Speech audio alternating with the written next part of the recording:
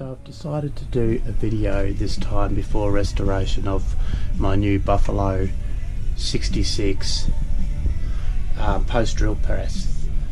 If anybody can give me any information on it, what year it might be from, what era, be fantastic. No idea if any of it's original, the plate, but it's I've just scraped down the wording on the other side, of which I won't turn it around because it's so heavy. It has probably a serial number on it, 784.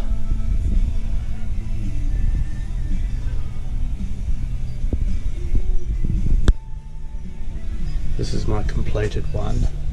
This is the Globe, Australian made, I believe.